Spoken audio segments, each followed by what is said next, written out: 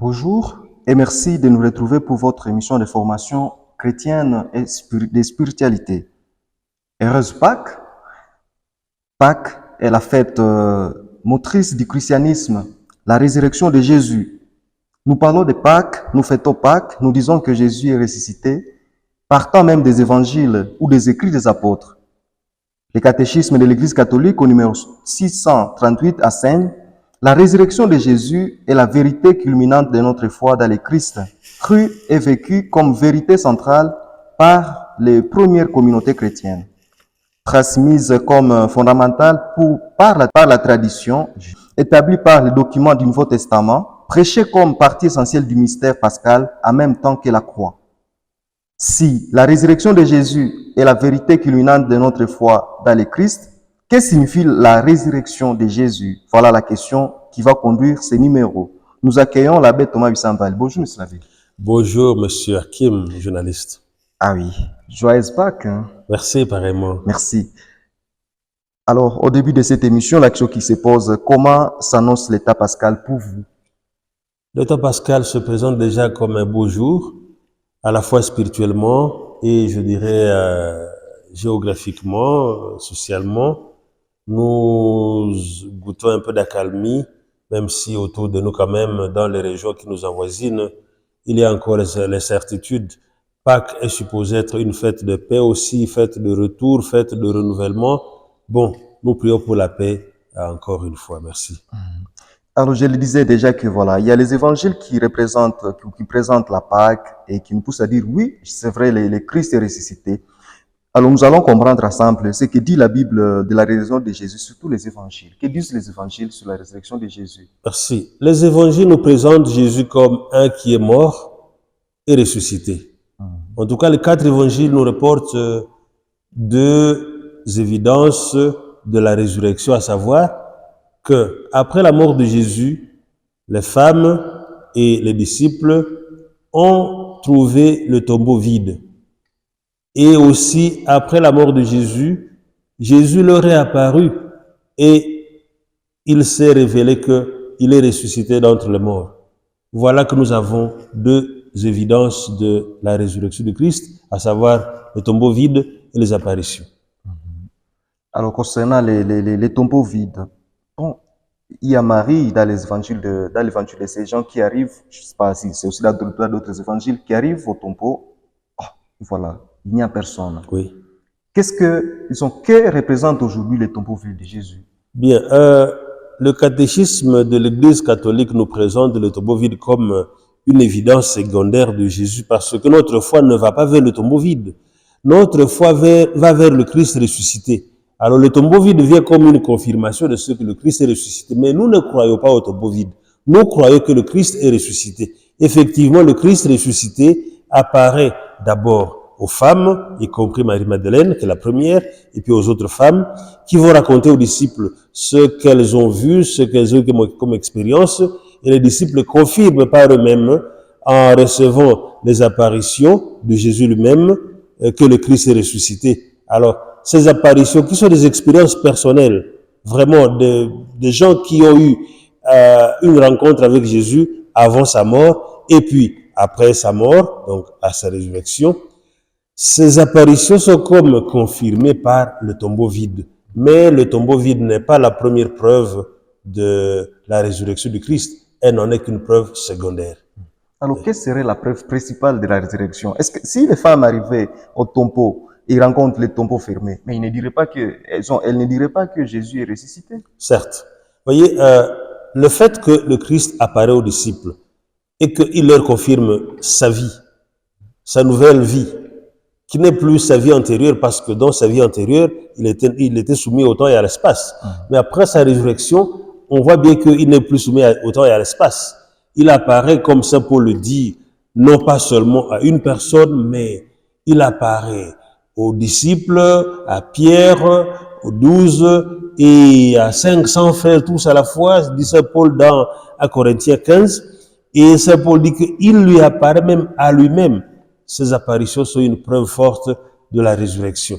Bien, quelqu'un peut rejeter peut-être l'argument des apparitions et du tombeau vide.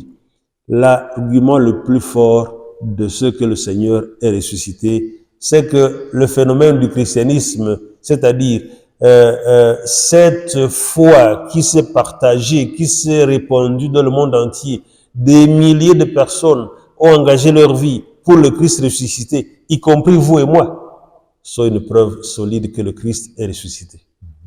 Donc aujourd'hui, on dirait que la compréhension du mystère pascal, c'est nous, chrétiens, aujourd'hui. Exactement, Nous sommes là, nous croyons, oui. et que oui, donc le Christ est vraiment ressuscité. Nous sommes les témoins de cette résurrection. En fait, cette résurrection doit être témoignée, on doit en témoigner. Et c'est ça notre rôle dans le monde aujourd'hui. Témoigner de ce que le Christ est ressuscité et bien sûr proclamer ce qu'il veut que nous fassions pour que nous vivions comme lui dans la vie du ressuscité, dans la vie de l'Esprit. D'ailleurs, pendant cet état de Pâques, les dimanches, nous lirons les actes des apôtres, comme les jours de la semaine, pour montrer comment les apôtres ont témoigné de la résurrection du Christ. Pourtant, les apôtres qui ont fui, parmi eux, il y a Judas qui a trahi Jésus, Pierre qui l'a régné, mais ils ont témoigné après de la résurrection. Bon, maintenant, par Judas, effectivement, parce que c'était déjà Cécile. Effectivement, après qu'on ait rencontré le Christ ressuscité, ce Christ ressuscité nous transmet son esprit. Et c'est cet esprit qui vous donne la force de témoigner de la résurrection. C'est l'expérience des disciples. Vous voyez que après la mort de Jésus, ils se sont cachés. Mais quand le Christ ressuscité, non seulement leur apparaît, mais aussi il leur donne l'esprit. Grâce à cet esprit, ils témoignent et ils ont témoigné jusqu'à la fin de leur vie. Ils ont même payé de leur vie pour prouver que le Christ est ressuscité. En effet, ils sont morts martyrs. Et de ce martyr, nous avons le témoignage de vie et nous sommes convaincus de ce que nous croyons et nous sommes les témoins aujourd'hui de cette même résurrection. Alors revenons un petit peu encore sur les évangiles. Il y a les évangiles synoptiques, Matthieu, Marc et Luc, qui, bon, on dirait qui sont présentés d'une manière chronologique, donc qui présentent Jésus, les événements de Jésus de manière chronologique, contrairement chez Jean, qui a même été avec Jésus. Est-ce que la compréhension de l'évangile, de la résurrection chez Jean, ne peut pas avoir une certaine particularité parce que lui, il a vécu avec Jésus? Est-ce qu'il ne présente pas la raison de Jésus comme effet, bon, on dirait effet, auquel on ne pourrait même pas douter? Bien sûr, il faut ici noter que nous sommes en face de deux sortes d'évangiles, ou d'évangélistes plutôt. Saint Jean qui est un théologien de haut calibre.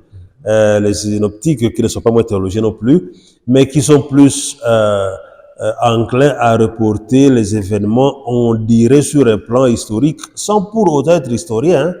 Alors, la manière dont il parle de la résurrection est absolument différente, bien que le fait reporté est le même.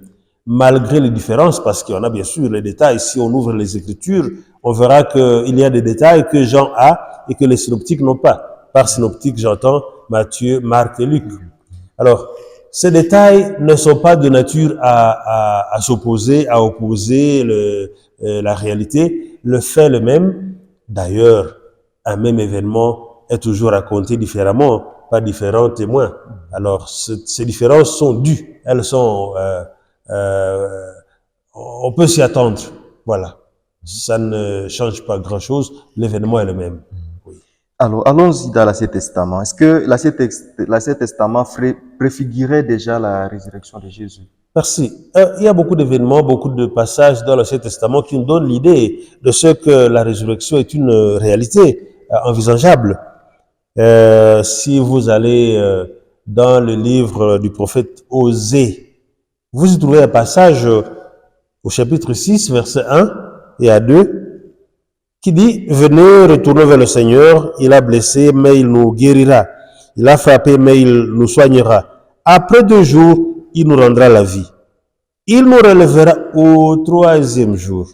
Alors, nous vivrons devant sa face. » C'est une prophétie qui nous fait quand même, qui fait allusion, on dirait, à la résurrection de Jésus. Un retour à la vie après 3 jours. Oui, il y a aussi quelques passages de livres plutôt des psaumes. Psaume 15, verset 10. Tu ne peux m'abandonner à la mort, ni laisser ton ami voir la corruption. Si on prend Jésus comme ami de Dieu, vraiment au terme peut-être plat, mais oui. Si on va au psaume 48, verset 16, Dieu rachètera ma vie aux griffes de la mort. C'est une prophétie. Si nous retournons dans le livre des prophètes, prophète Isaïe 53, verset 10, après avoir livré sa vie au sacrifice pour le péché, il verra une postérité et prolongera ses jours. Nous venons encore chez le prophète dans l'événement de Jonas. Jonas, qui, essayant de s'échapper à sa mission, est avalé par un gros poisson. Ce poisson le vomit après 3 jours. On dirait une sorte de retour à la vie après 3 jours. Il y a des événements, bien sûr, ça ne parle pas directement de la résurrection, mais ce sont des passages qui évoquent l'idée de retour à la vie, l'idée de la résurrection. Bien que la résurrection de Jésus est tout de même d'une autre nature, que je pourrais expliquer si vous le demandiez. Si, allez-y. Merci. La résurrection de Jésus n'est pas un retour à la vie, au sens de quelqu'un qui était mort et qui se relève et qui continue sa vie d'avant. Un peu comme Lazare, un peu comme la fille de Jaïr et le fils de la veuve des évangiles. Ces 3 personnes que Jésus a ressuscitées ou que Jésus a ramenées à la vie ont continué à revivre et à un moment donné, certainement, ils sont morts. Elles sont mortes alors. Eh bien, quant à Jésus, sa résurrection n'est pas un retour d'un cadavre à la vie. C'est une transformation. Une transformation telle que décrite par la première lettre de Saint Paul apôtre aux Corinthiens au chapitre 15. Une transformation telle que quelque chose est semé dans une faiblesse et revient de nouveau dans la force. Jésus, auparavant, vivait d'une vie, on dirait physique, comme nous maintenant, c'est-à-dire soumis au temps et à l'espace. Il a besoin de se déplacer comme nous avec ses pieds, mais après sa résurrection, sa vie n'est plus la même, sa condition n'est plus la même. Il apparaît et il disparaît. Il peut être partout en même temps.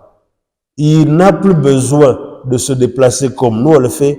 Il apparaît dans une chambre, il disparaît, il n'est plus sujet au temps et à l'espace, à l'histoire et à la géographie. Il est maintenant dans un monde supernaturel qui n'est plus le nôtre. Voilà la différence entre la résurrection et ce que en théologie nous appelons ressuscitation, pour la différencier de la résurrection. Voilà. Alors, dans les évangiles, je crois quelque part, je sais pas, je me rappelle pas les versets, mais ça doit être lors de la résurrection. On dit, ben, je sais pas si c'était quand Jésus mourait, bon, je me rappelle pas bien. On dit, ben, à un moment, tous ceux qui étaient dans les tombeaux, ils sont sortis, quelque chose de pas. Alors, et c'est là, ils sont rentrés à vie, donc ils ont vécu, ils ont marché, comme vous le disiez, et après ils sont morts. Bien sûr, on ne doit pas toujours chercher à lire les évangiles comme un livre d'histoire, comme un roman. C'est certainement un langage théologique pour dire que il y a eu des événements spéciaux, des événements extraordinaires qui peuvent ne pas être décrits exactement d'une manière, on dirait, très historique. Voilà. Donc, c'est compliqué de parler d'eux. Même si ils seraient revenus à la vie, comme vous venez de le dire, certainement qu'il serait mort alors après. Peu importe, mais ce n'est pas un événement d'histoire que les évangiles veulent toujours nous reporter. Oui. Alors nous voyons un peu dans la lettre, dans la première lettre de ces gens, il dit, ben, à un moment, donc après notre vie, il faut que nous puissions travailler pour qu'un jour nous puissions voir Dieu tel qu'il est. Nous le verrons face à face, tel qu'il est. Ça serait donc les fruits même de notre foi à la résurrection, voir le Christ tel qu'il est au ciel, et encore que nous nous le verrons avec un corps glorieux. Voyez-vous, après que nous ayons traversé le phénomène de la mort, qui reste aussi un mystère pour nous tous, parce que dans cette vie, on ne sait pas exactement ce qu'il y a dans l'autre, mais nous avons la foi, nous avons l'éclairage des Écritures. Quand nous aurons quitté cette vie, nous le verrons face à face. C'est une expérience qui sera nouvelle pour nous, mais les Écritures nous la décrivent déjà en nous parlant d'une rencontre face à face, une rencontre dans une vie glorieuse, dans une vie certes différente de celle-ci. Bien sûr, une vie que nous avons tendance à décrire comme cette vie. Parce que, bon, qu'est-ce que vous voulez? On parle de ce qu'on connaît. On décrit la vie céleste comme si on parlait de cette vie, comme une vie où on est là, on va danser, manger, se réjouir. Mais si Bon. c'est ce qu'on dit, que nous irons boire du lait et du miel. Tout à fait. C'est le langage humain qui balbutie au sujet du mystère de la vie éternelle. Voyez-vous, en langage humain, plutôt dans notre foi, nous n'avons que le balbutiement.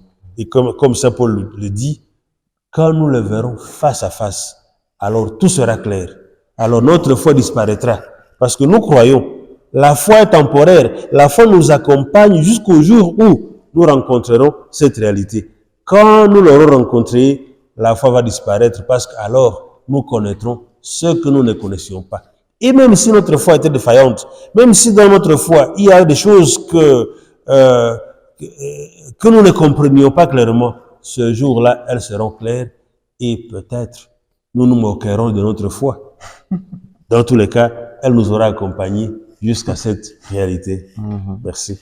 Ah oui, alors il nous faut aussi peut-être toucher un peu sur ce que dit les catéchismes de l'Église catholique. Bon, évidemment, vous êtes à parler déjà à quelque sorte. Mais alors, quelle corrélation a-t-il?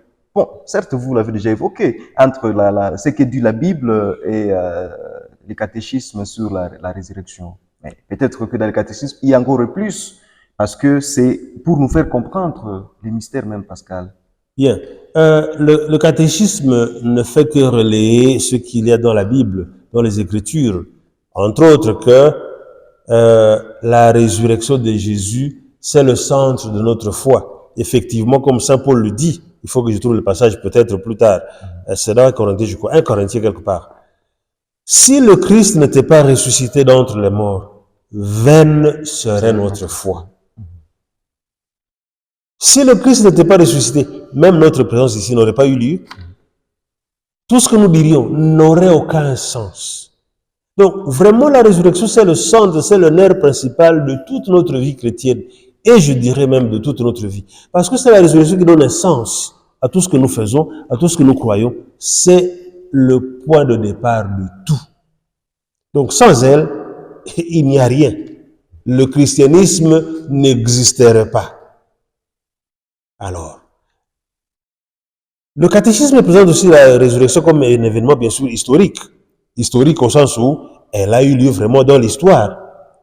C'est-à-dire, il y a eu des témoins de cet événement, des témoins qui ont bénéficié des apparitions, des témoins réels. On peut les énumérer, leurs noms sont repérables dans l'histoire. Parlons des 12 et de tous ces autres. Mais entre-temps, la résurrection n'est pas un événement simplement historique, parce que on ne peut pas en attraper les preuves et les quantifier et les soumettre à la critique historique comme on le fait pour les autres événements. C'est un événement qui échappe à l'histoire, parce qu'il se passe vraiment dans une expérience extra-humaine, supra-humaine. Le premier fait, c'est que il n'y a pas eu de témoin de la résurrection. Il n'y a personne qui était là pour dire voici comment ça s'est passé. Il a commencé par ouvrir les yeux, et puis il a fait. Non, personne ne sait. Le seul témoin, s'il faut trouver un, c'est comme dit l'Exultet en citant, je crois, Saint Ambroise, cette nuit-là,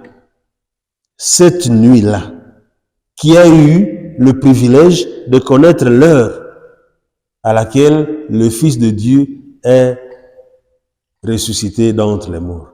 Mais qui peut interroger la nuit? Est-ce qu'on peut rattraper cette nuit-là?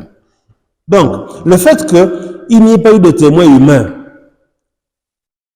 c'est un indicateur que c'est un événement supra-historique.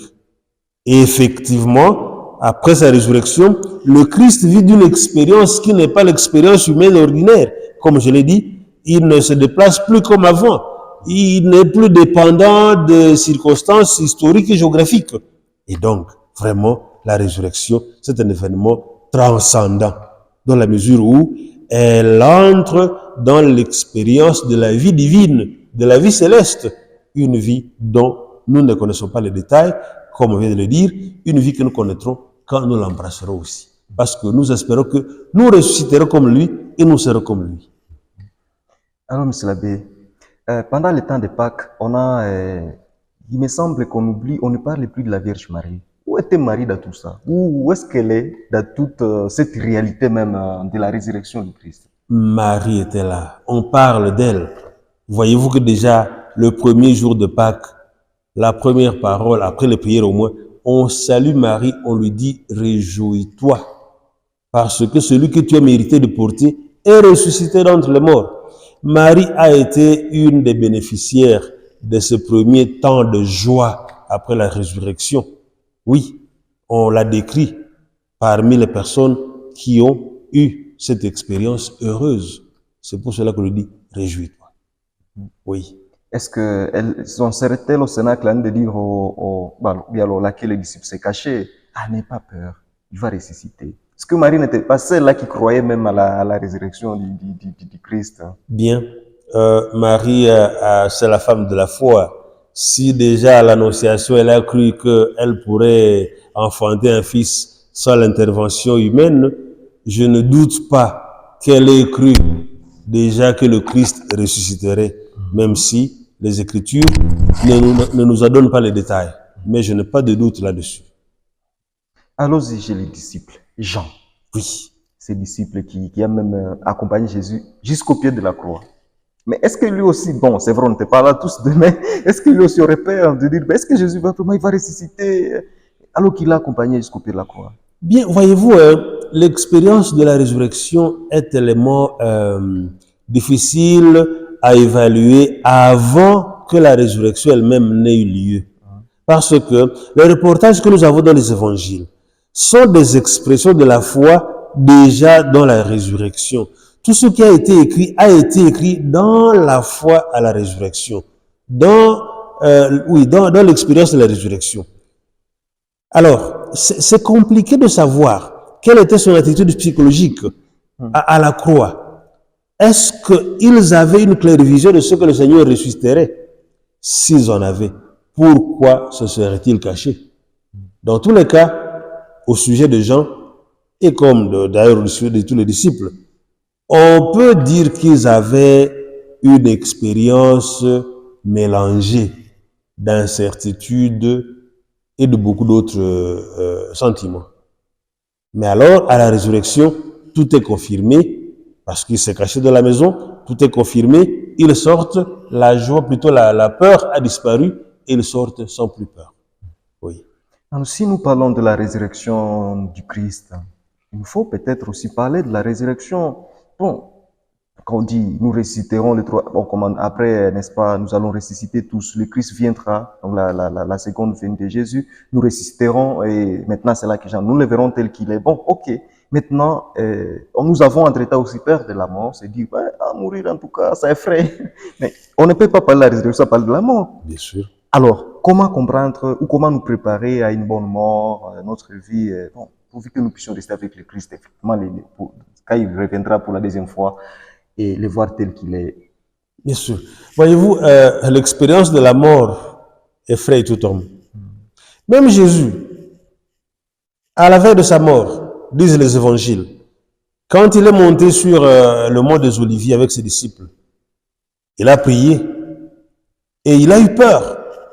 Il a même dit que cette coupe s'éloigne de moi, mais il s'est repris. Non, pas ma volonté, mais la tienne. Il a transpiré, dit l'évangile de Saint Luc, des gouttes comme du sang, qui révèlent qu'il a vraiment eu peur, mais il a été renforcé par un ange. Et comme un humain, certainement, il a eu peur. Tous les humains ont peur de la mort. C'est naturel.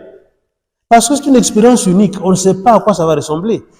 Mais quand on y est entré, oh, bien sûr, on entre dans une nouvelle vie dont on connaît les détails. Quand on y est seulement, alors peut-être que bon, là on découvre, je ne saurais pas en parler. Dans tous les cas, selon notre foi, même si nous avons peur de la mort, nous croyons que après la mort, nous entrons dans la vie. Et c'est cette vie du Christ ressuscité que nous rejoignons. Si nous avons cru avec lui, si, comme Saint Paul dit, si nous vivons avec lui nous régnerons.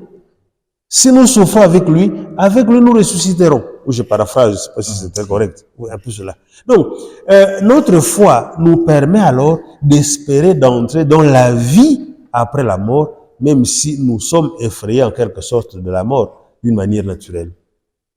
Mais nous avons la foi où nous sommes rassurés qu'après la mort, nous allons partager la gloire avec le Christ. Et c'est pour cela que, alors, nous n'avons même plus peur, nous n'avons plus peur de la mort, même si on en a toujours peur, naturellement.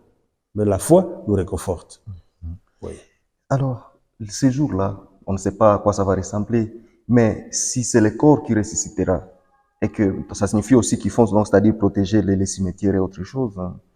Et maintenant, aujourd'hui, nous voyons ce qui se passe, par exemple, chez nous. On voit les cimetières, on les vend, on fait ça à parcelle, on divise à parcelle. Bon, les gens construisent. Il y a même ceux qui viennent à faire des, disons, des briques. Et bon.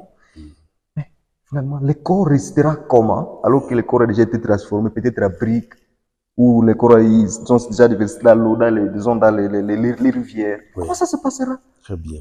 Même si tout ça ne sait pas, avec moi, mais qu'est-ce que vous a dit tout? Merci. Comme je l'ai mentionné, la résurrection du Christ, c'est une transformation, une entrée dans une autre forme de vie, et non pas un retour du cadavre à la vie. Bien. De même, la résurrection à laquelle nous espérons sera ce genre de transformation dans lequel nous retournerons non pas à la vie, cette vie où nos cadavres vont ressusciter, cadavres qui sont déjà pourris, qui sont déjà décomposés, dont les pièces sont peut-être dispersées, fabriquées déjà à briques, comme vous le dites. Non, ce ne sera pas un retour à la vie de ces cadavres, mais ce sera une transformation de notre être physique, peu importe sa condition. Notre être physique en un autre être glorieux, spirituel, comme Saint Paul le dit, un corps spirituel qui ne sera plus sujet au conditionnement géographique, historique et physique et autres. Et donc, notre résurrection ressemblera à celle du Christ, sans être un retour du cadavre à la vie, mais une transformation mystérieuse de ce corps, peu importe sa condition, mais en un autre corps qui est le corps glorieux. Alors, nous sommes presque à la fin de notre émission. Quels sont les livres, les documentaires, les exercices que vous proposez aux téléspectateurs pour approfondir ce sujet du sens de la résurrection de Jésus? Merci. Je n'ai que 2 documents à présenter comme documents de base. La Bible et le catéchisme de l'Église catholique. Le reste sont des développements théologiques qui ne font que expliciter l'enseignement y contenu sur la résurrection. Merci. Votre dernière exhortation aux téléspectateurs? Merci. Je suis heureux d'avoir été associé à cette émission dans laquelle nous partageons des idées sur l'enseignement sur la résurrection. La résurrection, c'est vraiment un mystère qui nous dépasse, mais aussi qui nous encourage. Parce que si on n'espère en rien dans notre vie, alors nous sommes vraiment à plaindre. Mais nous espérons que à la fin de cette vie, à la fin des tristesses de cette vie, de tous les troubles de notre vie, nous espérons entrer dans cette gloire du ressuscité. Et c'est pour cela que nous vivons. Donc, nous vivons dans l'espérance que, à la fin de cette vie, nous aussi, comme le Christ, nous allons ressusciter. En fait, le Christ n'est pas ressuscité pour lui-même. Il est ressuscité pour nous, pour que nous ressuscitions avec lui. Et c'est ce renouveau que nous espérons. Merci. Merci beaucoup, M. l'abbé Thomas. Je vous en prie, M. Banabé. Merci beaucoup, chers téléspectateurs, de nous avoir suivis. Erez Pâques, à vous, téléspectateurs. Il est vivant, il est ressuscité. Au revoir. À la semaine prochaine. Merci, alléluia. Merci. Merci beaucoup.